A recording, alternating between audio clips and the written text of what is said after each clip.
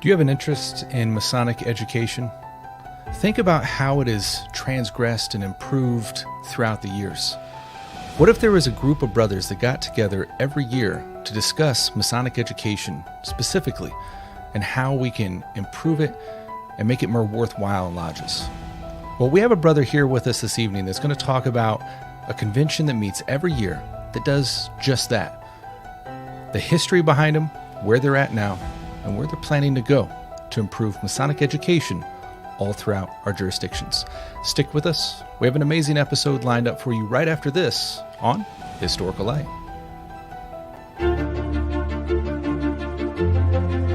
Welcome back to the Historical Light Masonic Podcast, dedicated to illuminating our past and bringing our Masonic history to light since 2016.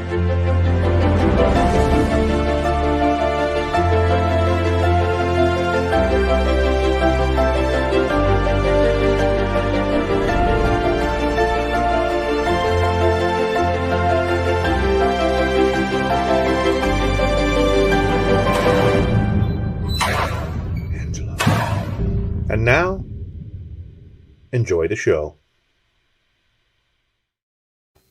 Good evening and welcome back to Historical Light, an independent Masonic show focused on the historical events and aspects within Freemasonry.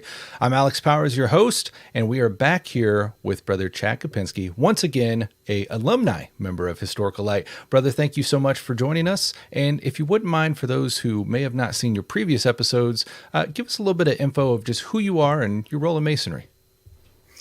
Excellent. Well, first off, hello again. Thank you for having me on. It's always wonderful to be back here to talk to you. I am something of a has-been, truthfully, and delightfully so. I am my name is Chad. I am a member of lodges in the Grand Lodge of Ohio and Grand Lodge of Wisconsin.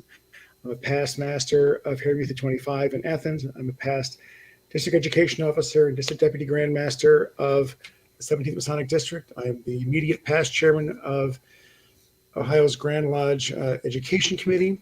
My one sort of current role is I'm currently the president of the Midwest Conference of Masonic Education. In general now, I find myself in, I do a lot of speaking. I do a lot of just sort of working with different jurisdictions and different lodges, just really kind of trying to get people connected to basically get good ideas in the hands of good people. It's kind of what I get to do, which is the fun part of Masonry. Not that I didn't mind when, you have a fancy apron, but when Masonry goes from being have to back to want to, man, it's amazing what you can get done. Yes, it is. That's a beautiful point.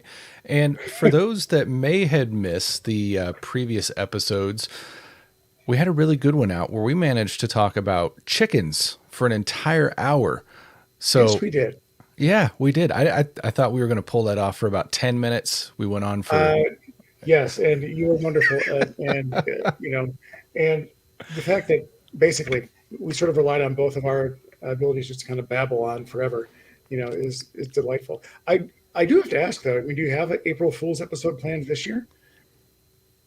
Man, it wasn't even planned last year, so it's... No, it really wasn't. No, it was just kind of spur of the moment. But, right. Having you on for that and seeing how well that episode went over, having you back on to actually cover some Masonic history just goes to show that you and I can have a great conversation together. And I'm really looking forward to our conversation this evening in general, but also to learn a little bit about the Midwest Conference on Masonic Education, because it's a really interesting convention that has some cool Masonic history and has kind of been brought back to life in many ways, especially over the last few years. We've seen it doing some pretty amazing things. So I'm excited to get into that. But before we do, I definitely want to give a huge shout out and thank you to all of our Patreon supporters who help us keep doing what we do here.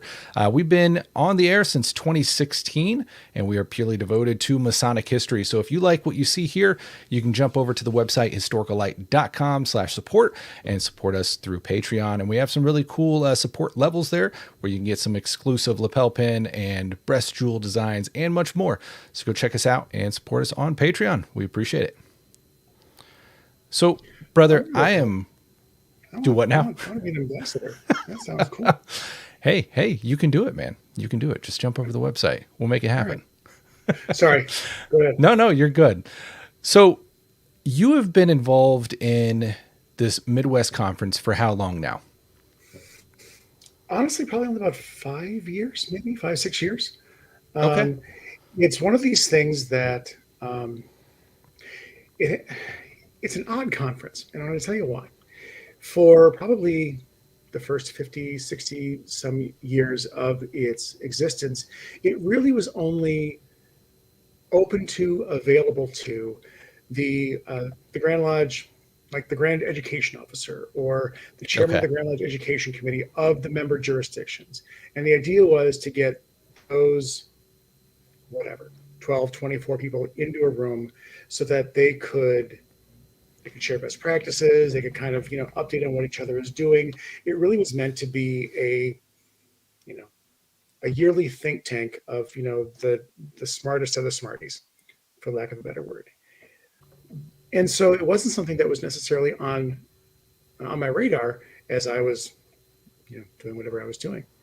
But once I did become the education chair for Ohio and attended the conference, I met some outstanding gentlemen, and some of them you may know. I met a gentleman named Spencer Hammond. I met a gentleman named Scott Duball, Chad Lasik, R.J. Johnson. I don't know if you've met him or know him at all. Doesn't ring a bell. He's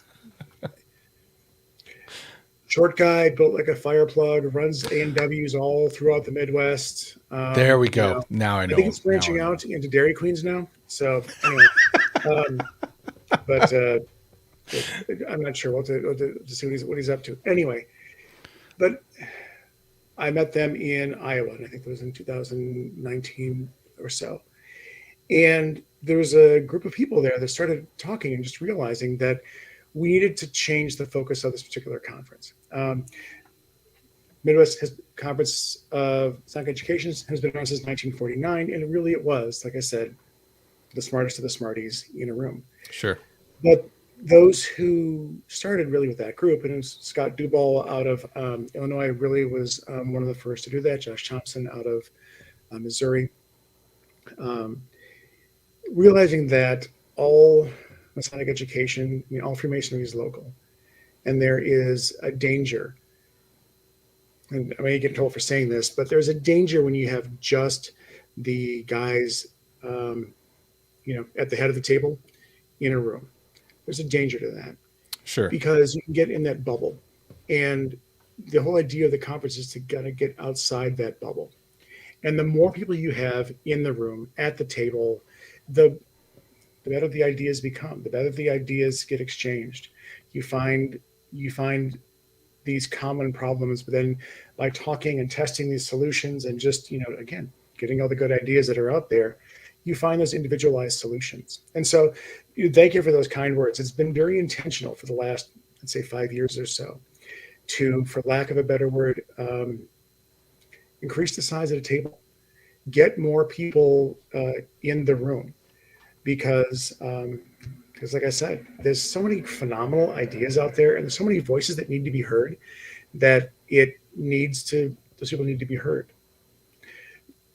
While also, in a way, making sure that we do pay attention and do remember that the original focus of the conference was to get jurisdictions to connect and exchange ideas. And I mean, you have to serve both. So, which is important. It's an important factor for sure. The Midwest Conference has kind of a special place in my Masonic journey because it was my first speaking gig outside of just a lodge. It was rather early in my Masonic career, and they were hosting it in Kansas that year. And I'm trying to recall, it must have been probably 2015, 2016, somewhere around there. Okay. But they had me do a lunchtime presentation, and that was my first exposure to the Midwest Conference. I'd never heard of it before, never seen it before. I was, very young as a Mason, and the concept really struck me. It was a really neat thing. I mean, that early on, I'm, just really grasping this Masonic education thing and diving into it, and to see the the interjurisdictional aspect of it was exciting to me, for sure. If you wouldn't mind, can you tell us a little bit about the history of the Midwest Conference and kind of where it came from in the origins? Well, um, this is one of those things that, like, I'm going to have to paint with some pretty broad brushes here because Sure. it started in 1949. I mean, we're looking at 70 plus years of history. Right. The genesis really was the fact that we, I'm saying we, but I mean that these member jurisdictions recognized that education was important, that there, and um, that we needed to have a way for jurisdictions to, one, know what each other is doing from an educational standpoint, two, um, find a way to get names out there. Granted, this is the 1940s, 1950s, and so it isn't like today where you just kind of hop on a website and find, Alex Herbert, or find, Jim Hall, or find, somebody like this. I mean, if you were in that bubble, nobody really knew who you were.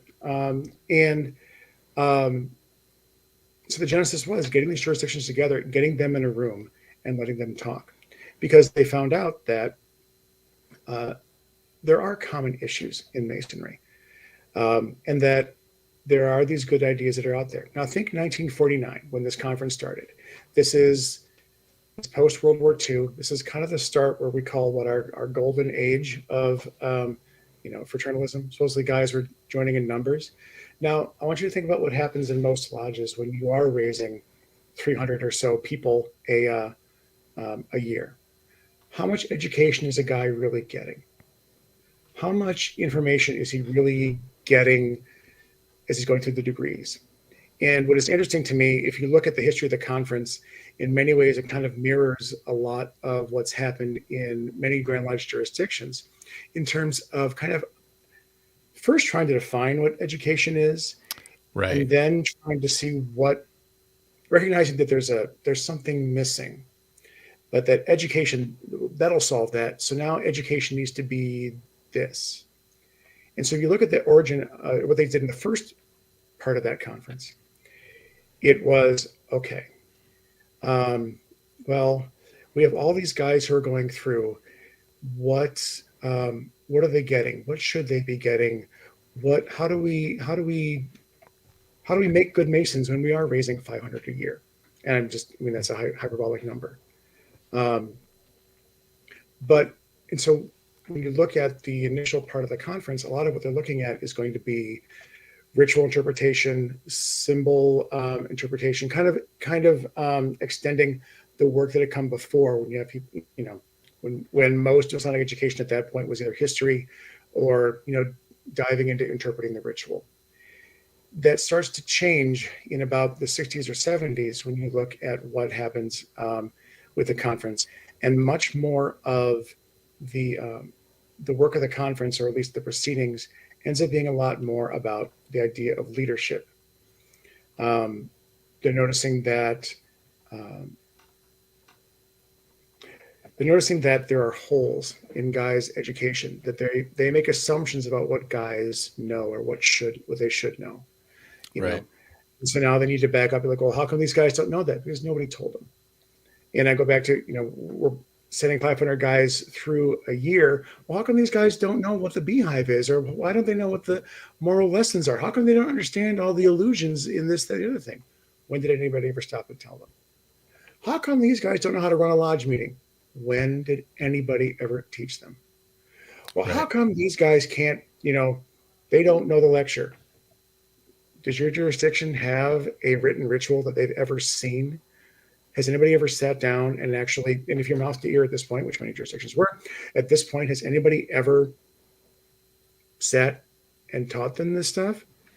Well, no. Well, we need an education committee. We need a district lecturer or a grand lecturer or a grand education guy. That guy, he needs to come in and he needs to do this stuff. And that's kind of a mode in education, and that kind of is a cycle you see in education going forward. And the conference has sort of been the response to that. And if you look at the proceedings of the conference, you see that it really is these jurisdictions trying to redefine, reassess, get the best information out there, get the best ideas out there, and find these solutions to these common problems. Right. So if you think about many jurisdictions, if you have anything like code courses or correspondence courses on their officer's manual, if you have leadership or training manuals, if you have candidate counseling materials, by and large, you probably could, if your jurisdiction was in some way tied to this conference, probably those ideas came out of this conference in some way, shape, or form. And that, I mean, that's really neat to think about. And you touched on a cool aspect there about, especially through the years, of trying to figure out just what Masonic education is. And it kind of makes me think of one of the special aspects that I know you guys in the conference do is allow the different jurisdictions represented to kind of talk about what their current programs are and what's going on as far as Masonic education within the jurisdictions. Historically, I think it would be so cool to be able to look back, maybe scary in some certain situations, but to get that picture through the years of how that definition of Masonic education kind of ebbed and flowed from the different jurisdictions.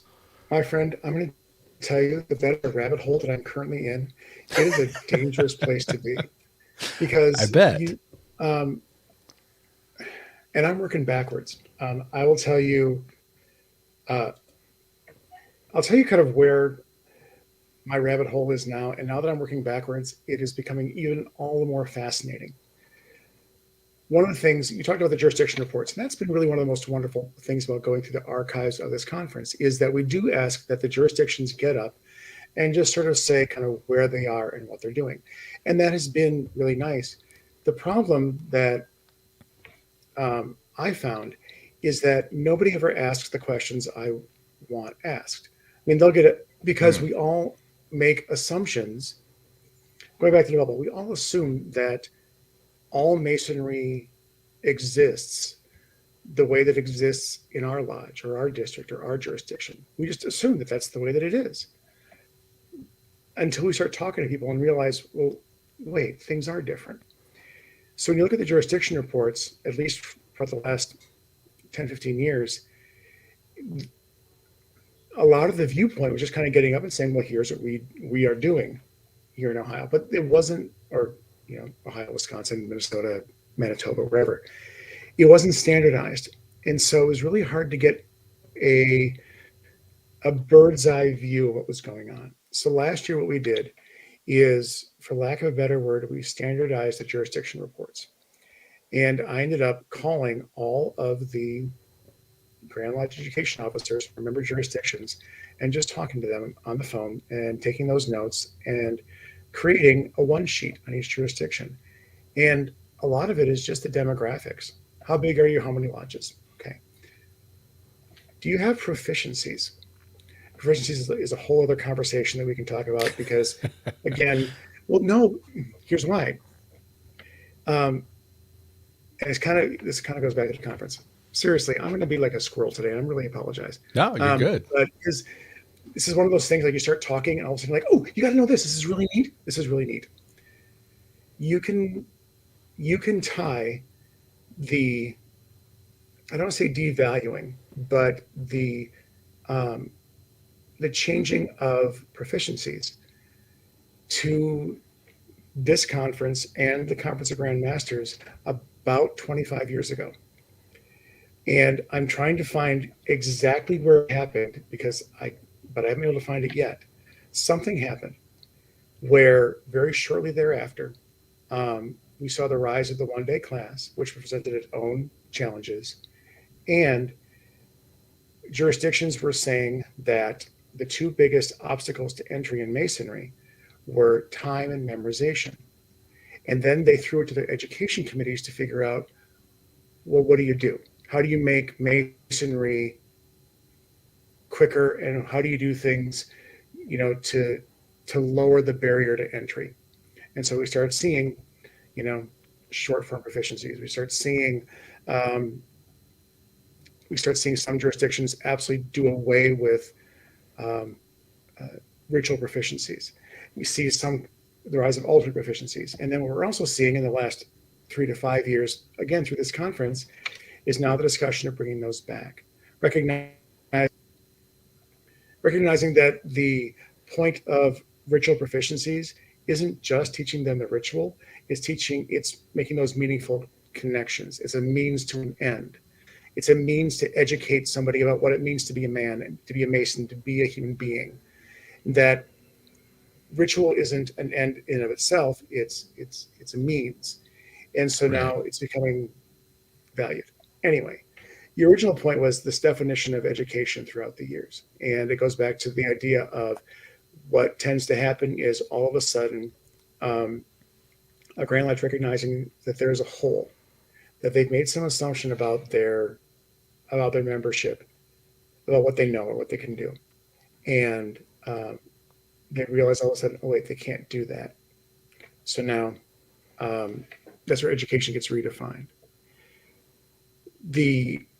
And that constant redefinition has been really interesting, again, going back to this jurisdictional report, because all these jurisdictions are struggling with a definition of what education really is. What is its purpose? What is its definition? How do you get it to your brethren?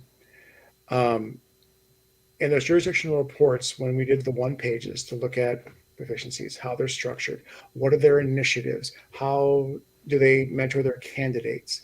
Once we could actually, as silly as it sounds, take those one sheets and spread them out on a table and look at these common patterns and look at what different jurisdictions are doing, it is really fascinating what's happening in Masonic education right now. The depth and breadth of what is happening to solve common problems, but in individual ways. You're also seeing, again, different tactics in different jurisdictions.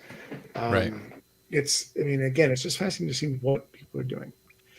Well, so I'd ask you this, because I remember when you were making those calls, and I mean, what an amazing opportunity to get to have those conversations on that level throughout all the jurisdictions. But I question this: in your calls, did it come up how many jurisdictions in the U.S.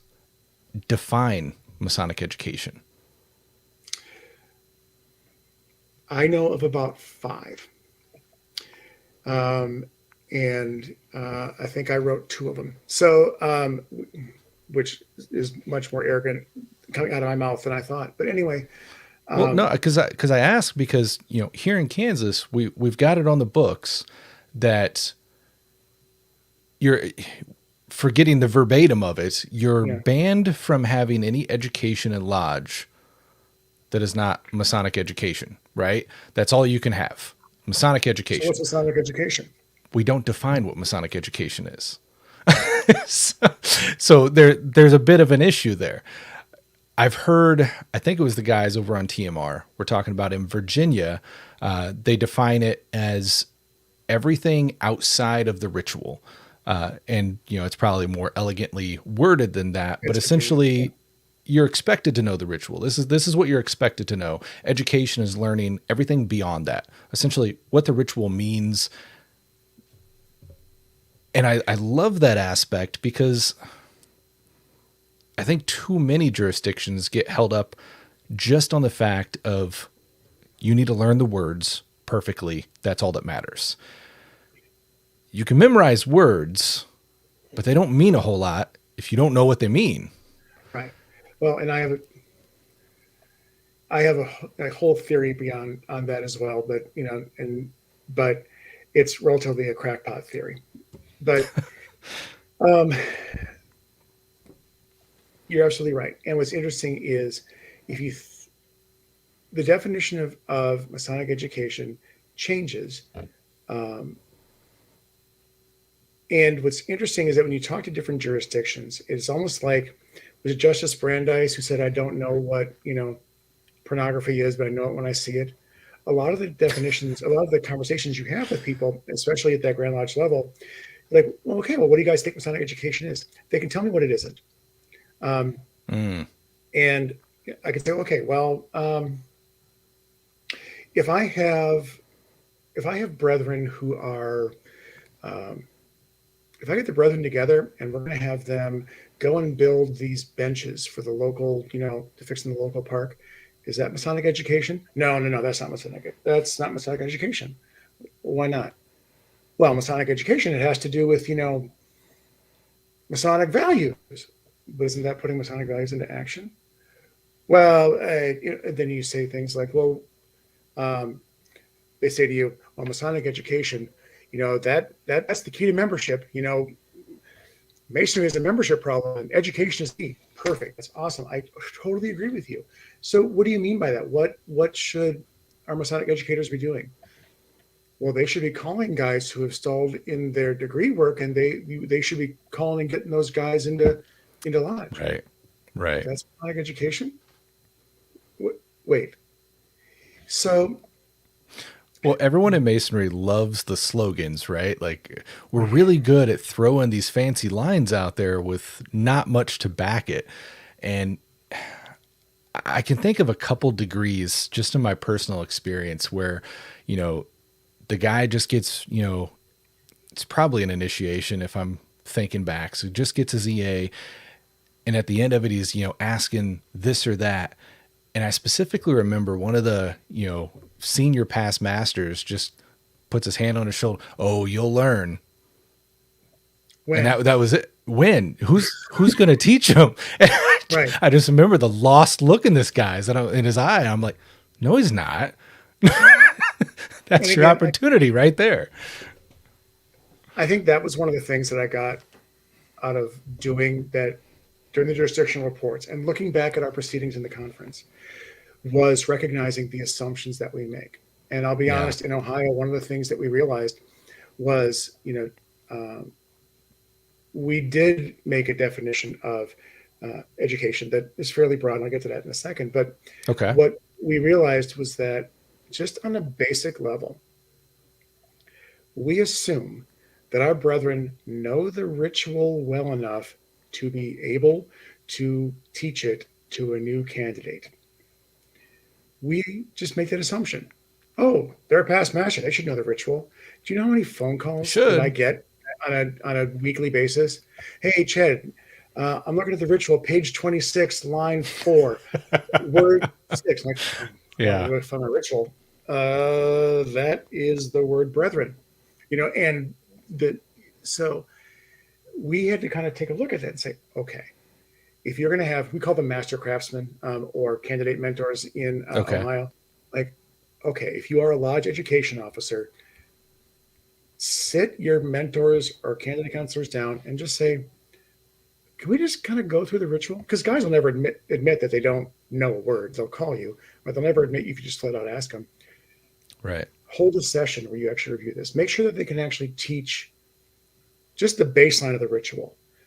And then also, we wanted to empower our candidate counselors to go beyond that so that when the guy you're mentoring says, well, what is this beehive? Why do we have that? What is that? What does that mean to you?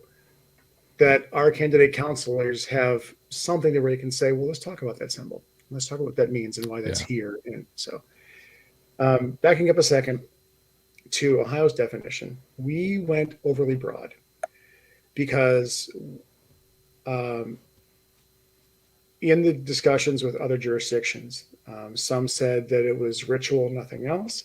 Some said education was everything outside the ritual. Some said it had to be history.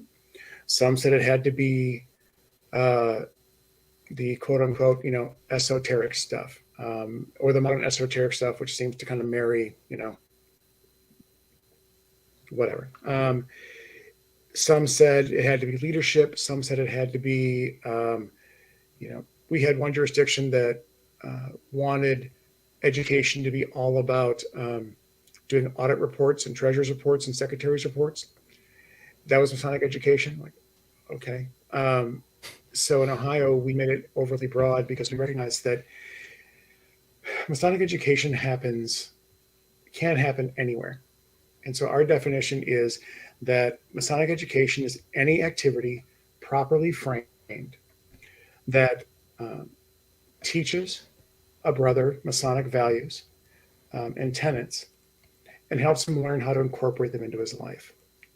And we did that to allow for those types of educational activities that, that come up and that allow a lodge to tailor their education for the needs of their brethren.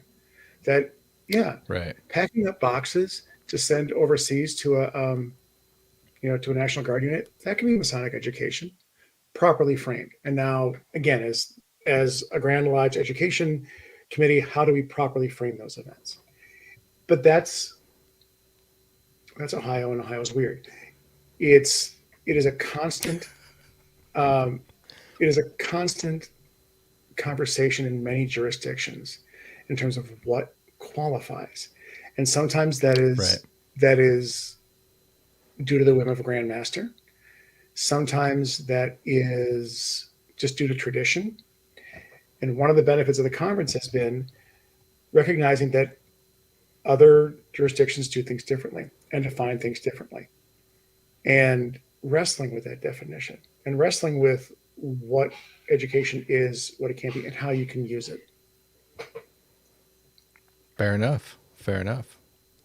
I think there's tremendous value in, I guess, kind of constantly wrestling with that. But there's also a side that I know RJ, who we were talking about earlier, has brought this up a few times. And, it's a double-edged sword. And the whole aspect is what RJ brings up is Masonry is progressively becoming not Masonry. Like, everyone wants to make everything Masonic these days, which is a very, very valid point. I see validity that you can make a lot of things correlate in Masonry. But I also definitely see the validity in a lot of guys are shoving squares in a circle hole. Well, I have two comments on that. Yeah. First is, I remember once, I grew up in a small town in Wisconsin, and there were a lot of religious people that were there. And I remember once that one of my buddies got really into the Greek and Roman myths, and he was sitting there talking about Greek and Roman myths and noticing these parallels with Christian stories, and was saying how much he really thought that obviously the Christian God must have supplanted the Greek and Roman gods, like that of all those battles of supremacy, obviously, like Jesus came in and kicked out Zeus, and then like, well, you really want that to be true because that's what you believe. And so a lot of times when things you're talking about, there are guys who they found something that works for them and they really want to make it fit and they really want to make it right. work. And I get that. Brother Joe Martinez, who again, one of those guys who I think he runs the White Castles. Yeah. And I think if I remember right, he owns a few comic book shops up and down the Eastern Seaboard. Anyway, he and I were talking once, and there, in my opinion, there's only so many ways you can really understand your world. And we're all trying to figure out a way that understand the way the world works and where we fit in it and how the world works. And so there's only so many ways you can do that. I mean, this is the whole basic of Joseph Campbell. And so, of course, you're going to see similarities in pick it, the men's movement, religion, tarot, Kabbalah, I don't know, French cooking, whatever you decide that helps you understand your world. Yes, Calves Brains and Julia Child will help you, revolutionize your world. You're going to see these similarities because it's all about that human experience. Yeah. And that's where I agree with you. And kind of going back again to the conference, this is kind of weird.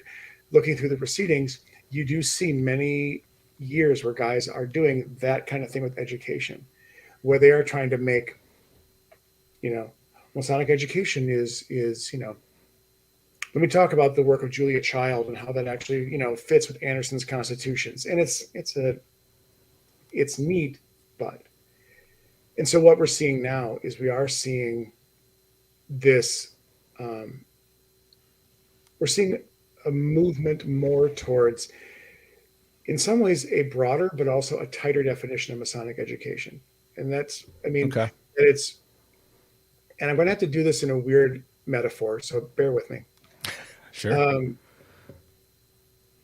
I may have said this before on the show. I think I may have when we were talking about like personalizing Masonry. So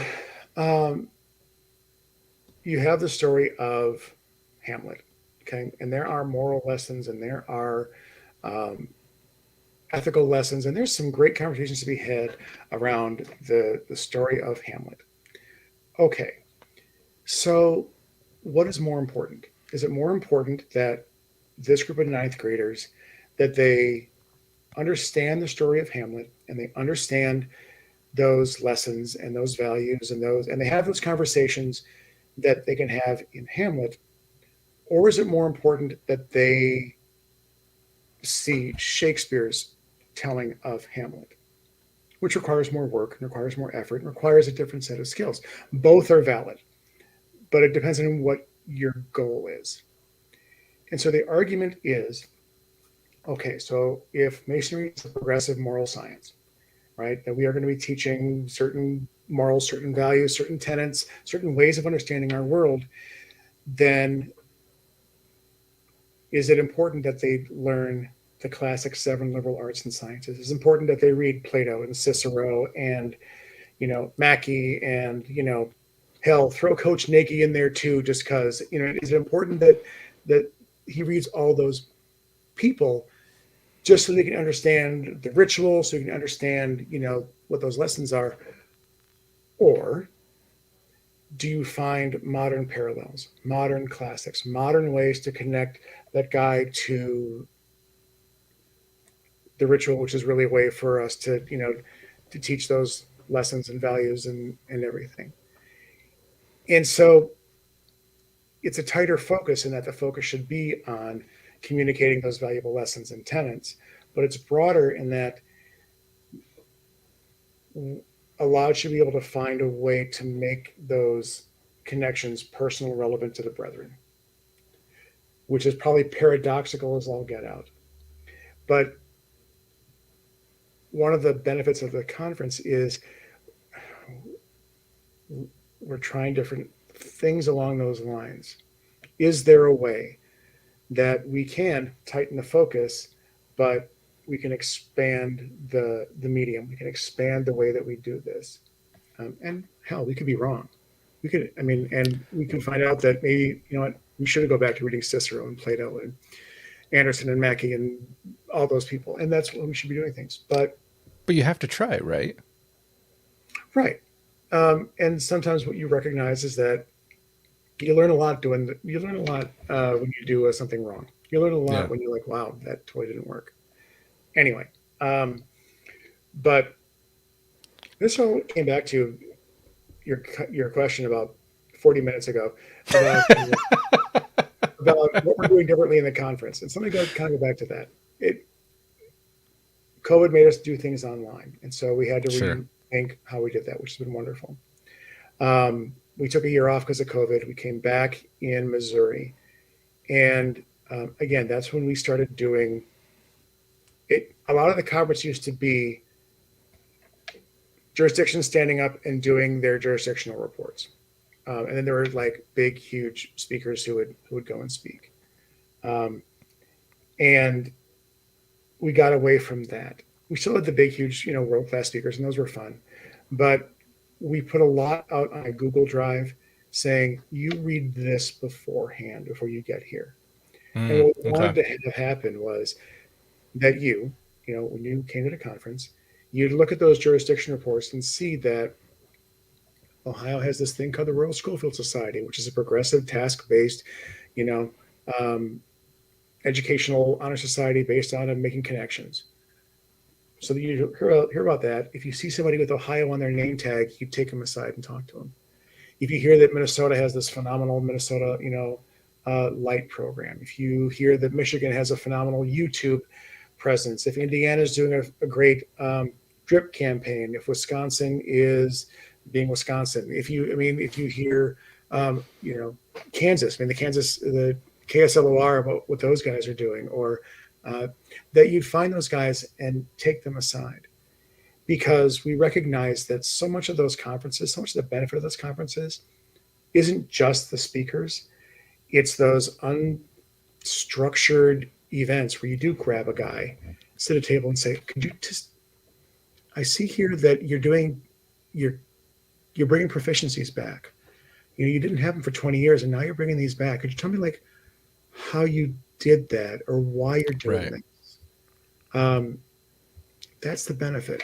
And that's, and that benefit can't just be limited to quote unquote the guys at the table, the guys who have the fancy aprons and the titles, because you got to have the guys there who are at the street level and the district level and the lodge level and individual level, because like I said, there's amazing ideas out there and amazing things being done, but they may just most definitely. It makes me think, and before I get onto that thought, Brother Mark is sending me a message here, and he actually corrected me. It was 2017, and where's the camera? And oh, geez, 2017 in Topeka, Kansas. Brother Mark and Bill actually drove all the way down from Nebraska, and came to see me give my talk there. But you see that guy in Canton, right? They get around. They do. No, so we're talking about seeing these different programs, seeing these guys with the name tag, going and pull them over. And that's a beautiful point to touch on. And I think maybe one of the glory spots of a conference like this, because I think we often forget that we're all on that same mission at different points, at different attempts.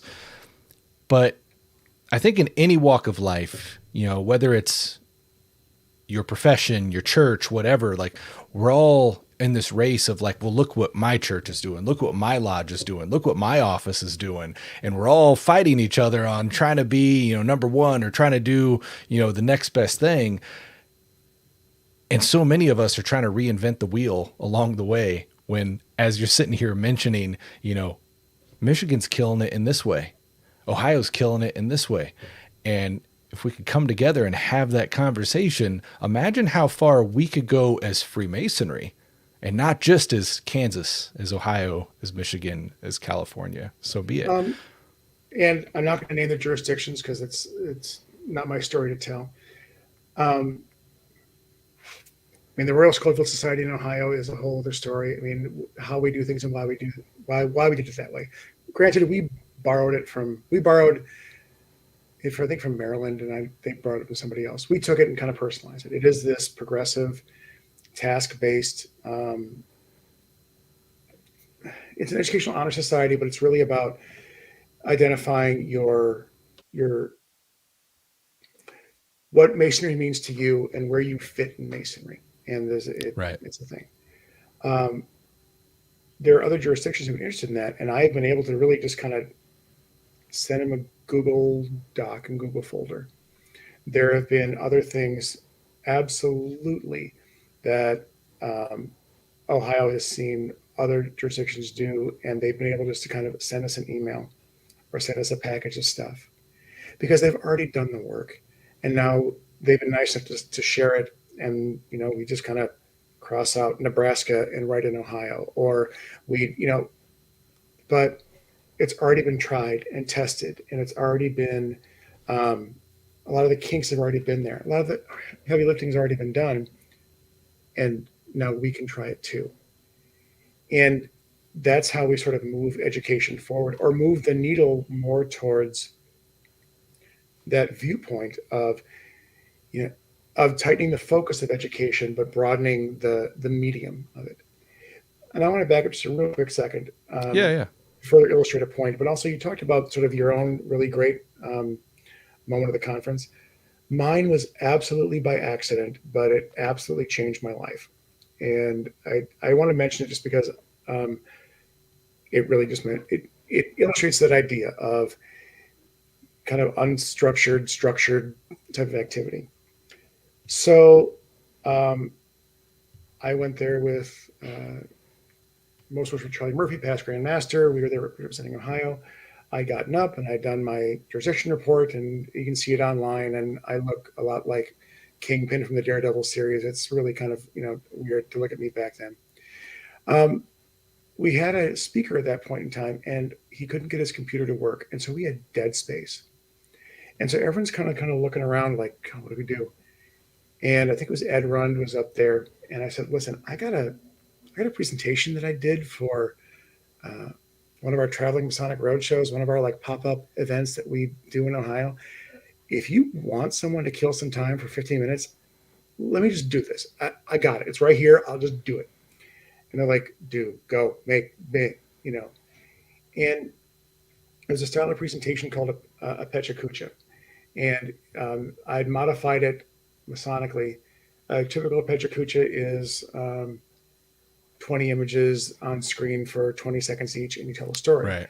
I did 30 images, 30 seconds each, and I told the story of how Freemasonry helped me be a better father to a child with autism. I kind of deal with my own stuff, and then help deal with her stuff. Yeah. And I did it thoroughly just to like fill time. But it was that presentation that got me, that kind of broke down the walls. And now I am sitting and talking to that contingency from Illinois, RJ and Scott Duval and Chad Lasik, and I think Spencer Hamlin was there. And through them, I got to meet you and got to meet, good old Captain Bucky, Jim Buckhorn from Indiana, and all those guys. And so just that, it was a serendipitous moment, but that started those conversations, that started those connections. And that's, again, and I'm sort of a zealot for this, that we can't limit it to the guys who are already at the table.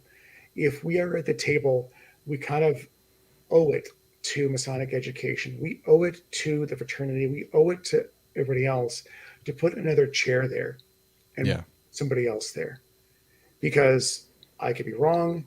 And I tell everybody in the world that the most dangerous place in Ohio Masonry is a room where everybody thinks that everything I do is brilliant. And so getting those dissenting voices and getting those other voices there, because the ideas get better the more they get tested, the more they get talked about. I feel like I've been talking forever. I'm sorry. Well, we've been going on about 97 minutes now. Really? No. We're going on for 4 hours. Oh. No, it's fantastic. But I do want, while we still got a little time, because we've covered the history and the basis of this event, but we have another event coming up very, very soon. So I'd like to talk about the now, what you guys have planned now, and where you see this going in the future. Okay.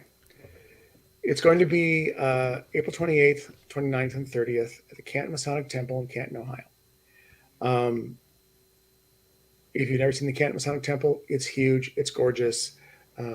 District advisor in that area, Eric Mullenbein, is helping do some phenomenal work.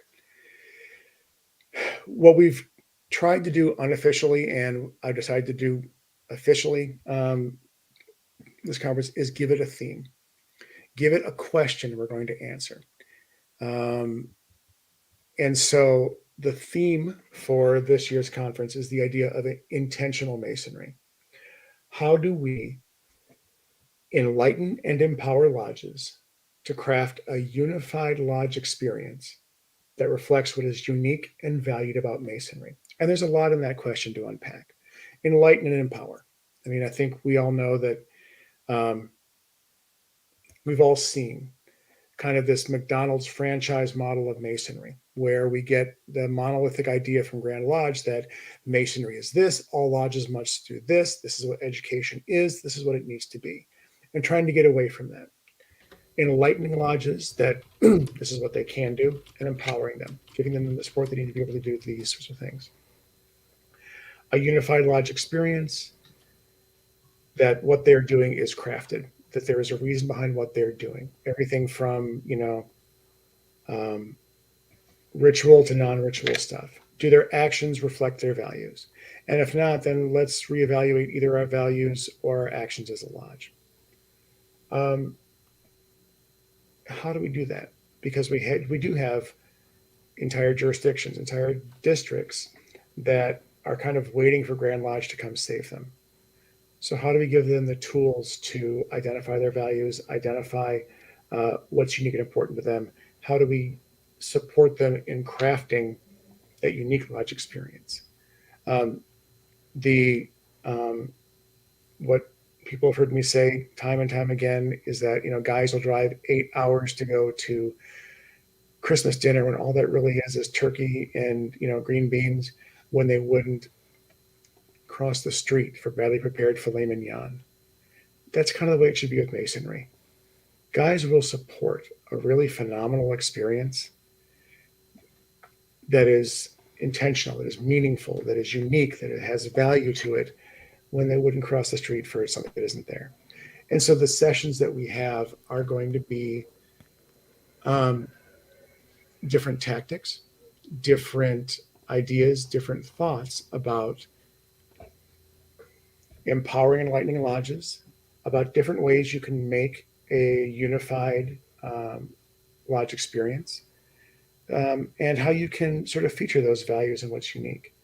And on the website, we have the current list of speakers.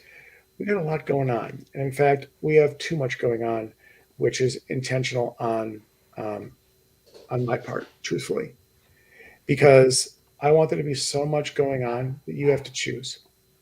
I also want there to be so much going on that it is okay if you have to miss one of our planned sessions because you're too busy talking to the Kansas contingency about what they're doing, or the Ohio contingency about what they're doing. We're trying to facilitate those connections and try to facilitate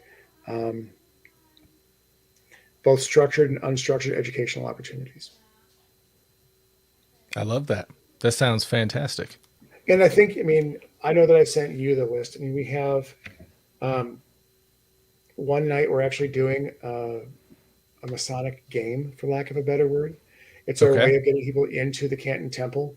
We're writing sort of like a Dan Brown mystery game where teams are going to be looking for clues to solve the mystery in the Canton Temple, and that'll be kind of a fun social thing.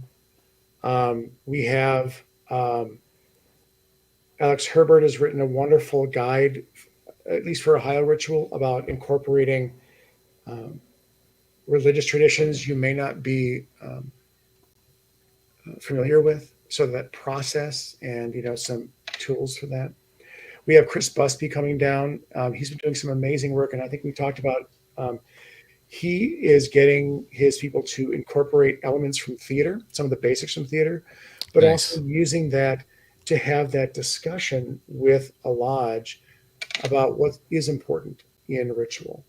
What is important that we convey here? How do we create, like a unified performance? How do we create a unified conferral of our degrees? One of the sessions that I think would be boring as all get out, actually two of them I think would be boring as all get out, but as I've talked to people about them, the ones that they're the most excited about, one is we're calling it applied education. But they can't keep the lights on.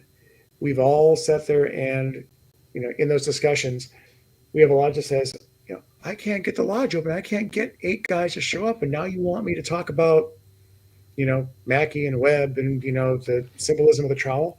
Right. You got to tell me how I get, guys in here. We all know education is the key, but then what kind of education, yada, yada. It's a guy named Chris Greasy who's going to lead that discussion. And guys like, I'm going to that. Because I also know, knowing Chris, that people are going to leave that discussion with a boatload of ideas and a boatload of, a toolbox. And the other session I think is really boring. But again, guys are like, I am going to that. We're calling it the 3 books every blank Mason should read. And what we're doing is we're going to break guys up by table. We're going to say, okay, what are the 3 books every esoteric Mason should read? You guys discuss it. And then, you know what? you put your list up there, and we're gonna, discuss it and come up with it. What should Nice. every weekend Mason read? What should every leadership Mason read? And we're running that a couple of times over the conference. And I know that the reason why guys want to do that is because they want that list. I mean, imagine what you can do if you have that list to go back to your lodge and say, oh, you're a Master Mason, your interest, Mason do this way. Dr. Heather Calloway is going to be there from the Center for Internal Research. We are doing a session on chambers of reflection, chambers of efficiency. And I realize we're getting to the end of time, but I want to talk about something we're doing that I think will be interesting in terms of leading into the notion of a structured, unstructured activity. Definitely. Our Ohio Lodge of Research is doing something that, first off, they have a room open the entire time. Just if guys have something that they are interested in, research, they want some help, that the OLR guys are going to be there. But they have something that we're calling lightning talks. And the joke that I'm saying is that it's kind of like Masonic open mic night. If you Okay. have a presentation that you have, that maybe it's finished, maybe it's not, maybe it's something that you've always wanted to put in front of an audience, but you having that opportunity, again, formed, half formed, even just like, well, I'm kind of thinking about this. Great. Bring it to the conference. You can sign up for a 15-minute spot, and you can get up on that stage and you can present whatever you got, whatever form it's in, and we'll have an audience there who will give you honest and open feedback on your idea and help you develop that idea. Is it going to work? I have no idea, but it'll be interesting. Maybe we'll find some good speakers on it. Maybe we'll find some good ideas. Who knows? And that's one of the things that the conference has sort of been leading into, is that we're trying to do some new things to see again. Maybe it works, maybe it doesn't. Last year, we did a roundtable with all of the grand muckety mucks from the different jurisdictions and put them at a table with the idea of letting those guys talk and letting everybody else ask them questions. It sort of worked, it sort of didn't work, Right. but at least we tried it. There are a number of things that are going to be happening at this session, and with the whole idea being, come there, bring your ideas, make those connections, leave with a toolbox full of ideas that you can bring back to your jurisdiction. And if you don't have, a boatload of tools in your toolbox, at least you've made some meaningful connections, some guys in your own jurisdiction or other jurisdictions, so that as you sit there and toil in the quarry of Masonic education, you're not alone. And I that love that. honestly is a huge benefit to the conference.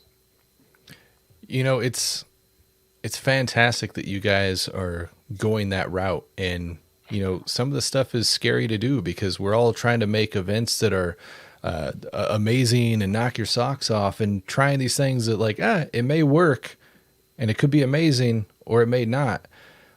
But when we're talking about masonry, something where we're trying to go in general from a rough ashlar to a more perfected ashlar, there's got to be this trial and error. And it's refreshing to see that you guys are willing to let's find what works and make this amazing.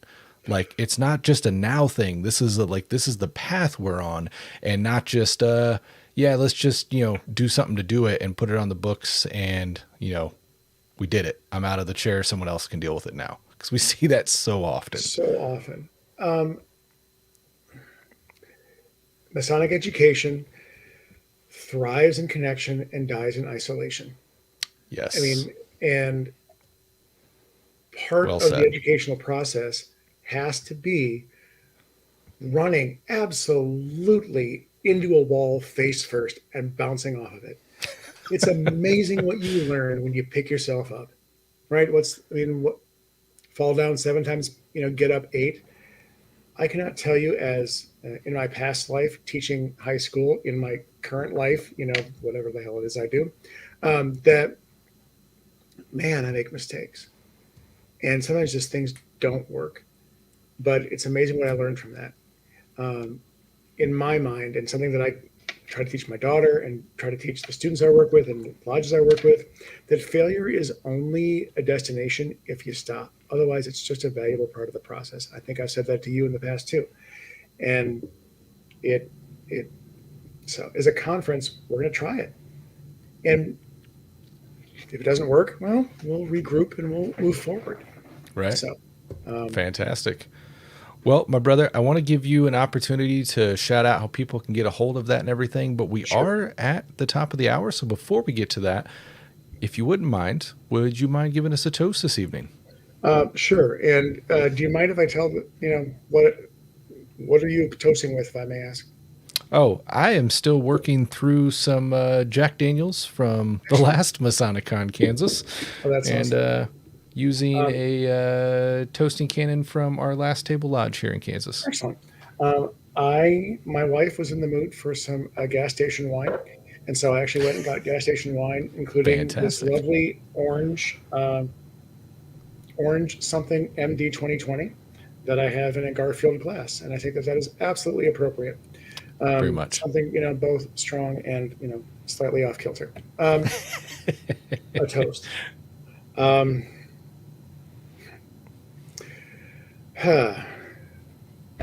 our failures, because may they be bright, beautiful, big, and educational, so that next time our successes are bright, big, beautiful, and educational. To our failures. To our failures. Cheers. Oh, that's disgusting. Why did I? Oh, dear sweet Christmas. That comes straight from the diesel pump, or? Oh,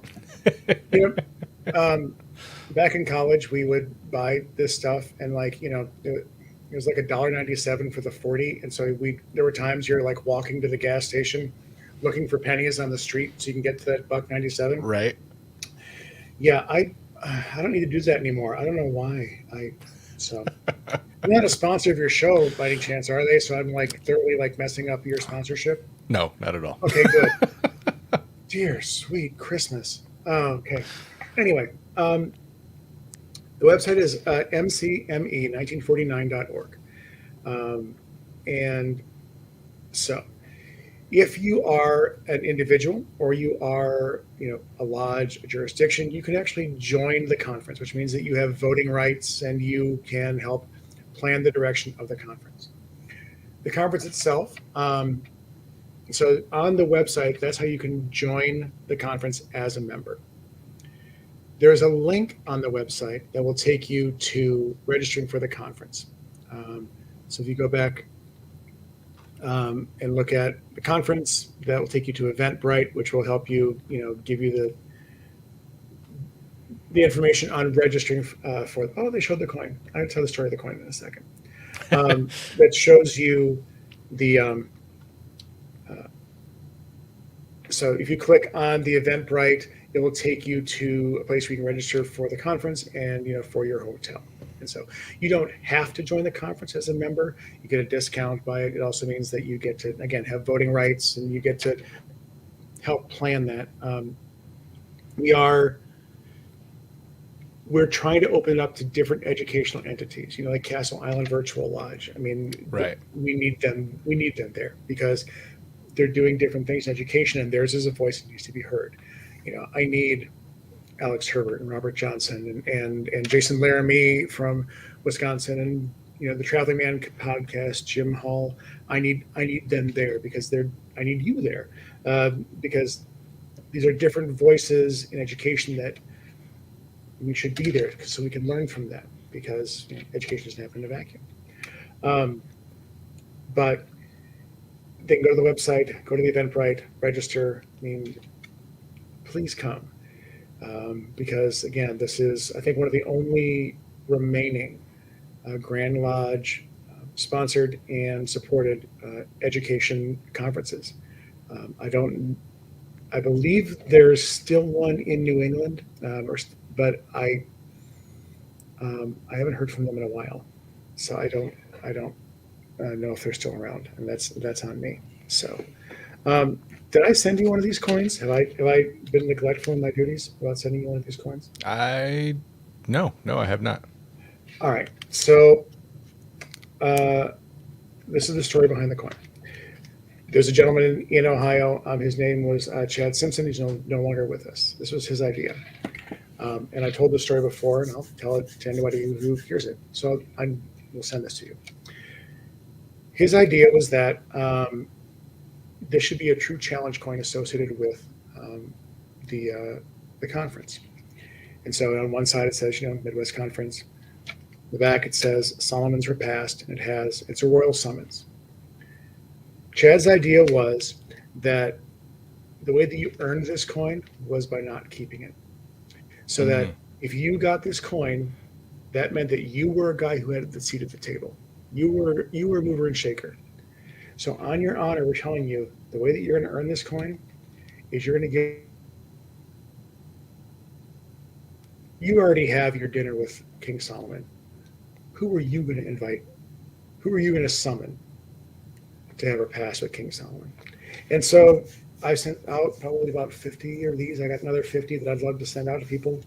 Again, it's on your honor. But like I said, for those of us who are lucky enough to be able to possibly move the needle in Masonic education, or who have a seat at the table in Masonic education, it is incumbent upon us from time to time to put another chair at the table, to make the table bigger.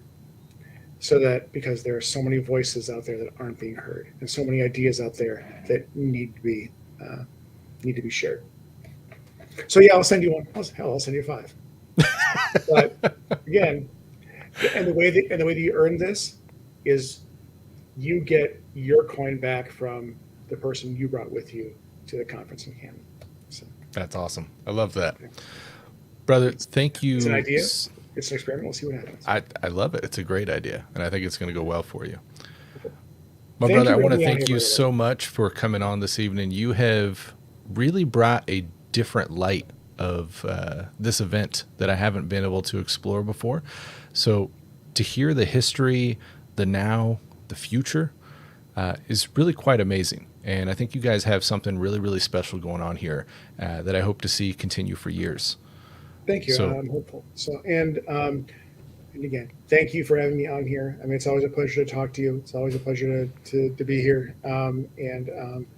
Yeah, I can't thank you enough for your friendship, your support, being somebody that I can bounce ideas off of. And I can't thank you enough for what you do for education, both in your jurisdiction and around the country. I mean, education is no longer limited by the lodge wall. And guys like you and guys like some of our friends and guys like, it's amazing what you're doing. And I'm so proud that, and so excited to see what you're doing. So thank you very much. Oh, thank you too, brother. You're doing some amazing things, so keep it up. Brother, thank you so much for joining us this evening. Everyone that joined in live with us on YouTube and over on Facebook, thank you guys so much for your continued support. I hope you guys will jump over to the website, and we will get the link and everything in the comments below. It's going to be an amazing event, and I hope you guys can be there to partake in what is planned and what they're planning for the future. Be part of that movement and be that impact that goes back to your lodges, your jurisdictions with this information, and part of that larger movement to really bring Masonry where it needs to be. We'll see you guys in 2 weeks. Until then, keep saving the history of Freemasonry. Have a great night.